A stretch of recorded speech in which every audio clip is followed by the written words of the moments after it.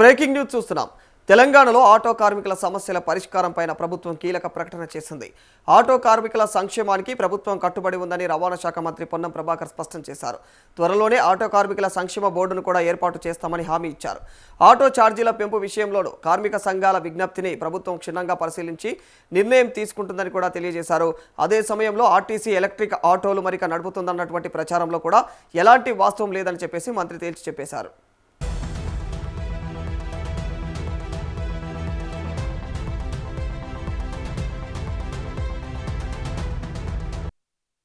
హైదరాబాద్లోని మినిస్టర్ క్వార్టర్స్లో Telangana KKC union ప్రతినిధులు మంత్రి పొన్నం ప్రభాకర్ను కలిసి ఆటో కార్మికులు ఎదుర్కొంటున్నటువంటి వివిధ సమస్యలను ఆయన దృష్టికి తీసుకువెళ్లడం జరిగింది. ఈ సందర్భంగా మంత్రి మాట్లాడుతూ ఆటో కార్మికుల సమస్యలపైన ఇప్పటికే కేబినెట్లో చర్చించామని కూడా తెలియజేశారు. త్వరలోనే రవాణా శాఖ తరపున కూడా కార్మిక శాఖతో చర్చించి సమస్యల పరిష్కారానికి అవసరమైనటువంటి చర్యలు తీసుకుంటామని హామీ ఇచ్చారు.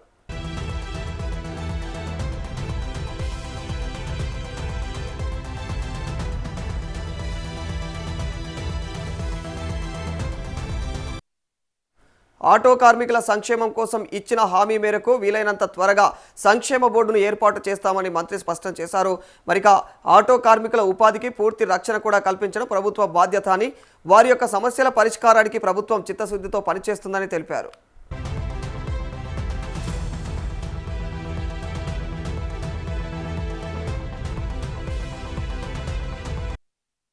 మరో కీలక అంశమైన ఆటో ఛార్జీల పెంపుపైన మంత్రి స్పందించారు. ఛార్జీలు పెంచాలని ఆటో కార్మిక సంఘాలు ప్రభుత్వాన్ని కోరుతా ఉన్నాయని తెలియజేశారు. 2012లో చివరిసారిగా ఆటో ఛార్జీలు పెరిగాయని, దాదాపుగా 14 ఏళ్లుగా ఛార్జీల పెంపు జరగలేదని కూడా గుర్తు చేశారు. ఈ మధ్య కాలంలో పెట్రోల్, డీజిల్ ధరలతో పాటుగా కూడా వాహనాల ధరలు, మెయింటెనెన్స్ ఖర్చులు కూడా భారీగా పెరిగిపోయాయని, దీంతో ఆటో కార్మికులు ఇబ్బందులు ఎదుర్కోవాల్సినటువంటి పరిస్థితులు కూడా ఏర్పడుతున్నాయని కూడా ప్రభుత్వం పరిగణలోకి తీసుకుంటుంది ఈ విషయాన్ని అని కూడా తెలియజేశారు.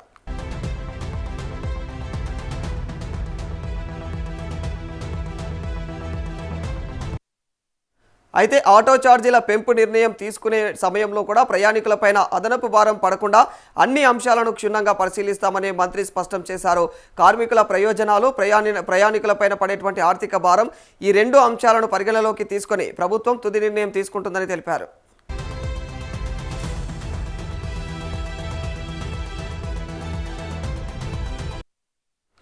ఇదే సమయంలో ఆర్టీసీ ఎలక్ట్రిక్ ఆటోల అంశంపైన జరుగుతున్న ప్రచారాన్ని కూడా మంత్రి ఖండించారు.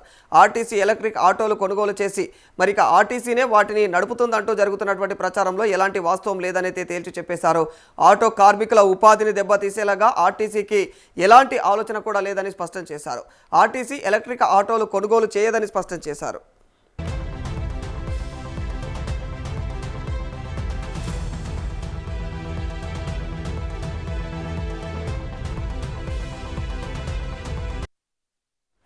లాస్ట్ మైల్ కనెక్టివిటీని మరింత బలోపేతం చేయడమే ప్రభుత్వ లక్ష్యమని మంత్రి తెలియజేశారు. ప్రస్తుతం ఉన్నటువంటి ఆర్టీసీ, రైల్వే, మెట్రో వంటి ప్రజా రవాణా వ్యవస్థలను పరస్పరం అనుసంధానం చేసి ప్రయాణికులు ఇంటి నుంచి బయలుదేరినప్పటి నుంచి కూడా తిరిగి ఇంటికి చేరుకునే వరకు సౌకర్యవంతమైనటువంటి రవాణా వ్యవస్థను అందించేందుకు ప్రణాళికలు రూపొందిస్తున్నామని తెలిపారు.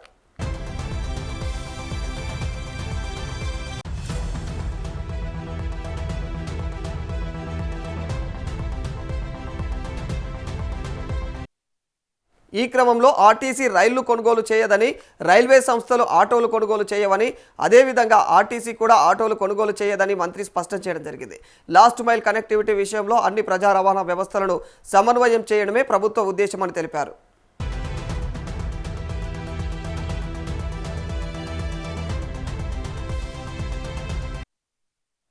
మరోవైపు ప్రస్తుతం వినియోగంలో ఉన్నటువంటి పెట్రోల్, డీజిల్ ఆటోలను ఎలక్ట్రిక్ వాహనాలుగా మార్చుకునేటువంటి ఆటో కార్మికులకు ప్రభుత్వం ఆర్థిక సహాయం అందించనుంది.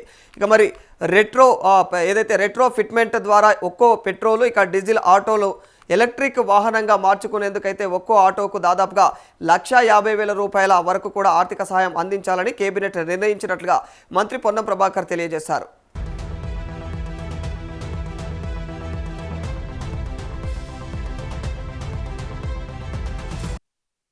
దీంతో ఒకవైపు ఆటో కార్మికుల ఉపాధికి రక్షణ కల్పిస్తూనే మరోవైపు కాలుష్యాన్ని తగ్గించేలాగా ఎలక్ట్రిక్ వాహనాల వైపు మారేందుకు ప్రోత్సాహం ఇవ్వాలని ప్రభుత్వం భావిస్తూ ఉంది. ఆటో కార్మికులకు మరింత మేలు చేసేలాగా త్వరలోనే శుభవార్త చెబుతామని మంత్రి హామీ ఇచ్చారు.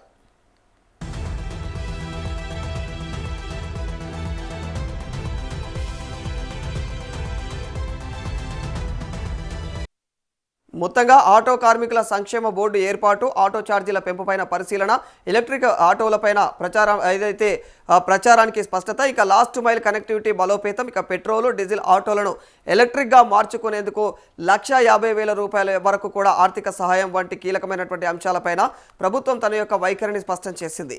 ఆటో కార్మికుల ఉపాధికి పూర్తి రక్షణగా ప్రభుత్వం ఉంటుందని మంత్రి పొన్నం ప్రభాకర్ హామీ ఇవ్వడంతో మరి ఆటో కార్మికుల ఆ సమస్యల పరిష్కారం పైన త్వరలో మరిన్ని నిర్ణయాలు వెలువడే అవకాశాలు కూడా తెలుస్తా ఉన్నాయి.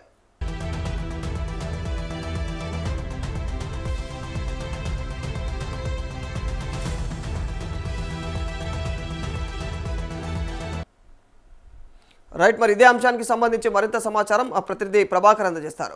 ప్రభాకర్, ఇక ఇప్పటికే ఆటో కార్మికులు చేపడుతున్నటువంటి ఏదైతే ఆందోళనలు ఉన్నాయో వాటికి ఇక మద్దతుగా ప్రభుత్వం అయితే ఇక వారికి సపోర్ట్ చేస్తూ ఖచ్చితంగా మీ యొక్క సమస్యలు తీరుస్తామన్నట్టుగా తెలియజేసినట్టు తెలుస్తోంది.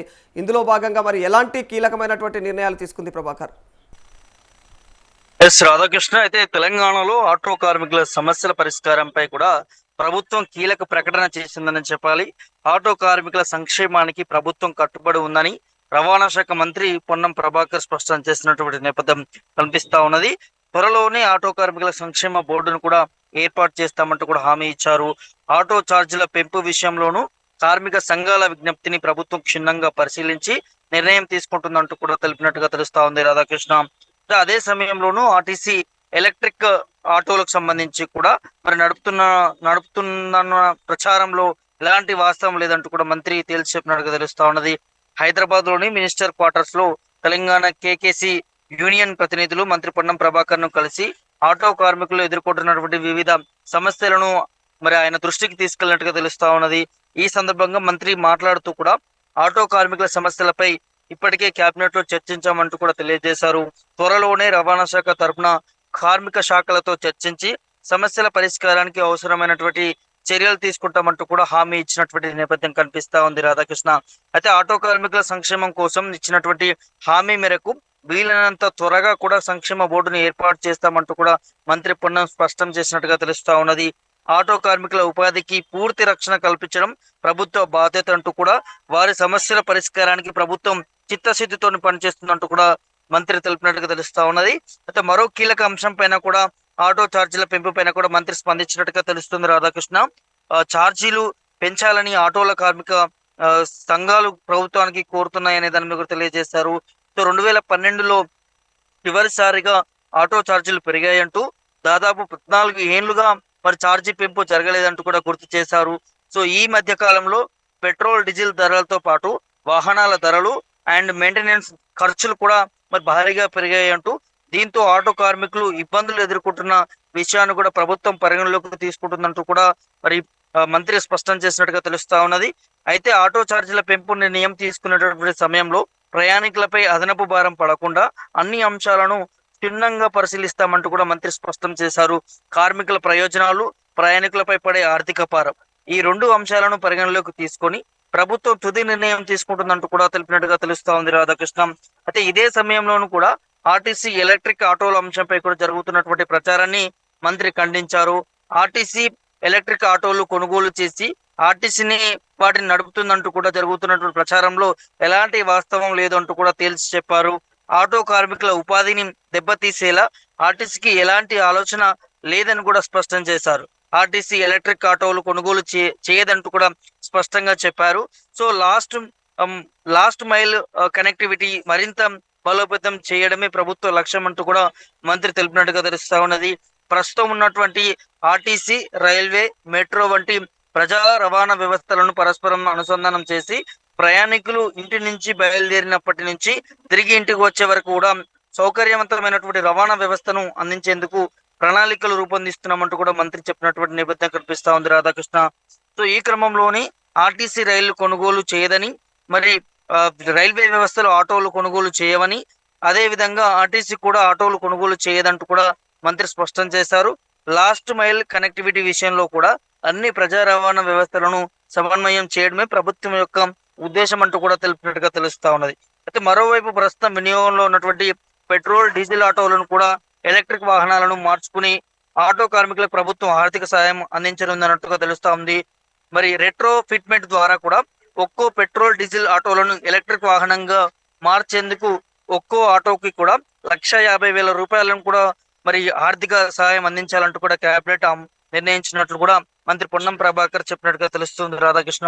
అయితే దీంతో కూడా మరి ఒకవైపు ఆటో కార్మికుల ఉపాధికి రక్షణ కల్పిస్తేనే మరోవైపు కాలుష్యాన్ని తగ్గించేలా ఎలక్ట్రిక్ వాహనాల వైపు మారేందుకు ప్రోత్సాహం ఇవ్వాలంటూ కూడా ప్రభుత్వం భావిస్తున్నది. సో ఆటో కార్మికులకు మరింత మేలు చేసేలా కూడా త్వరలో శుభవార్త చెప్తామంటూ కూడా మంత్రి హామీ ఇచ్చినటువంటి నేపథ్యం కనిపిస్తుంది. మరి ఆటో కార్మికుల సంక్షేమ బోర్డు ఏర్పాటు, ఆటో ఛార్జీల పెంపుపై పరిశీలన, ఎలక్ట్రిక్ ఆటోలపై ప్రచారానికి స్పష్టత, లాస్ట్ మైల్ కనెక్టివిటీ బలోపేతం, పెట్రోల్ డీజిల్ ఆటోలను కూడా మరి ఎలక్ట్రిక్ గా మార్చేందుకు 1,50,000 రూపాయల ఆర్థిక సాయం లాంటి మరి వంటి కీలక అంశాలపైన కూడా ప్రభుత్వం తన వైఖరిని స్పష్టం చేసినట్టుగా తెలుస్తున్నది. మరి ఆటో కార్మికుల ఉపాధికి పూర్తి రక్షణగా ప్రభుత్వం ఉంటుందంటూ కూడా మంత్రి పొన్నం ప్రభాకర్ హామీ ఇవ్వడంతో అటు ఆటో కార్మికుల సమస్యల పరిష్కారంపై త్వరలో మరిన్ని నిర్ణయాలు వెలువడేటటువంటి అవకాశం ఉన్నట్టుగా తెలుస్తా ఉంది రాధాకృష్ణ. మరోవైపు ఆటో ఛార్జీల పెంపు అంశాన్ని కూడా ఆయన చర్చించినట్టు తెలుస్తోంది. ఒకవేళ మరి నిజంగానే ఆటో ఛార్జీలు పెంచితే ప్రయాణికుల నుంచి వ్యతిరేకత రాదా? ఒకవేళ మరి అలాంటి వ్యతిరేకత రాకుండా ఎలాంటి నిర్ణయాలు తీసుకునే అవకాశం ఉంటుంది ప్రభుత్వం? మంత్రి పొన్నం ప్రభాకర్ ఇక్కడ స్పష్టంగా చెప్పినట్టుగా తెలుస్తుంది రాధాకృష్ణ. ఈ అంశానికి సంబంధించి ఎప్పుడైతే ఈ ఆటో ఛార్జీలు దాదాపు 2012లో పెరిగాయి, సో పెరిగాక 14 సంవత్సరాలు అవుతా ఉన్నది. సో ఇప్పుడు పెంచే అవకాశం ఉన్నది, అది ప్రభుత్వ దృష్టిలో ఉన్నది. కానీ ఎట్ ద సేమ్ టైం ఇక్కడ ఆటో కార్మికులకి ఈ రేట్స్ ఏవైతే పెంచే విషయంలో, దాంతో పాటు ఇటు ప్రయాణికులకి ఎక్కువ అదనపు మరి ఛార్జీలు పడితే ఏ విధంగా ఉంటుంది ఏంటి అనే దాని మీద కూడా ఆరా తీస్తా ఉన్నారు. సో ఎంత పెంచాలి, ఎంత పెంచితే ప్రయాణికులకు ఇబ్బంది పడకుండా ఉంటుంది అనే దాన్ని కూడా రెండు కోణంలో, ఇటు ఆటో డ్రైవర్ల కోణం సంబంధించి, ఇటు ప్రయాణికులకు సంబంధించి కూడా రెండు కోణంలో కూడా మరి అధికారుల నుంచి కూడా ఒక వివరణ తెచ్చుకుంటున్నట్టుగా తెలుస్తా ఉంది. అసలు ఎలా ఉంటుంది, పెంచితే పరిస్థితులు ఏంటి, ఎంత పెంచాలి, ఎంత పెంచితే ప్రయాణికులకు ఇబ్బంది జరగకుండా ఉంటుంది, ఎంత పెంచితే ఇటు ఆటో కార్మికులకి, ఆటో డ్రైవర్లకి మరి ఉపాధి కలుగుతుంది అనే దాన్ని కూడా రెండు కోణంలో కూడా ప్రభుత్వం దాని మీద నిశ్చితంగా పరిశీలన చేస్తా ఉన్నది. సో ఆ రిపోర్ట్ తెప్పించుకొని సో పెంచే దాని విషయంలో, ఎంత పెంచుతుంది అన్న దాని విషయంలో కూడా ఒక స్పష్టత వచ్చే అవకాశం ఉన్నట్టుగా తెలుస్తా ఉంది. సో మరి ఒకేసారిగా పెంచితే ప్రజల మీద కూడా భారం ఉంటుంది కాబట్టి మరి ఇందులో విడతల వారిగా పెంచే అవకాశం ఉన్నట్టుగా తెలుస్తుంది రాధాకృష్ణ. మరి పెంచితే ఎంత పెంచుతారనే దాన్ని కూడా కొంత చర్చ నడుస్తా ఉన్నది. సో దాంతో పాటు ఆటో డ్రైవర్లు మాత్రం ఒకటే డిమాండ్ పెడతా ఉన్నారు. ఇప్పుడు ఉన్నటువంటి ఈ ఓలా, ఊబర్ లాంటి వాటికి సంబంధించి కూడా సో చాలా వరకు కూడా ఇబ్బంది పడతా ఉన్నాము, ప్రభుత్వమే ఒక యాప్ తీసుకొస్తే బాగుంటుంది అనే దాన్ని కూడా మరి చాలా వరకు కూడా డిమాండ్స్ వస్తున్నటువంటి పరిస్థితి కనిపిస్తా ఉంది. దాని మీద మరి ప్రభుత్వం నుంచి అధికారులు కానీ ఎవరు కూడా సరైనటువంటి స్పష్టత మాత్రం ఇవ్వడం లేదు.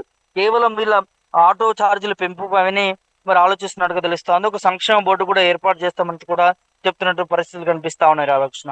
Right, thank you Prabhakar.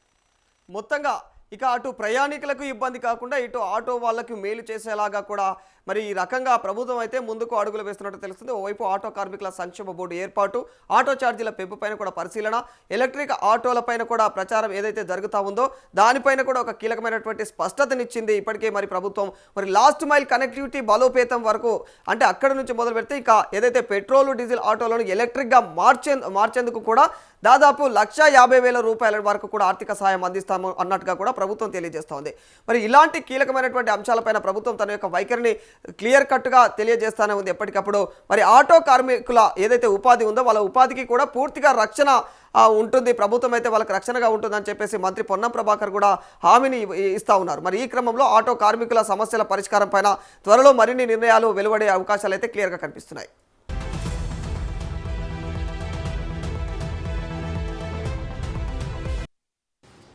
Telangana KKC తరఫున ఆటో కార్మికులకు సంబంధించిన సమస్యలు నా దృష్టికి తీసుకొచ్చినారు. నా క్యాబినెట్లో కూడా చర్చించాం. త్వరలో కార్మిక శాఖతో సంప్రదింపులు జరిపి రవాణా శాఖ పక్షాన సంక్షేమ బోర్డు ఏర్పాటుకు సంబంధించి ఇంతకుముందే హామీ ఇచ్చినాం. సంక్షేమ బోర్డును వీలైనంత తొందరలో ఏర్పాటు చేస్తాం. అదేవిధంగా ఆటో ఛార్జీల పెంపకానికి సంబంధించి కూడా విజ్ఞప్తి చేస్తాను.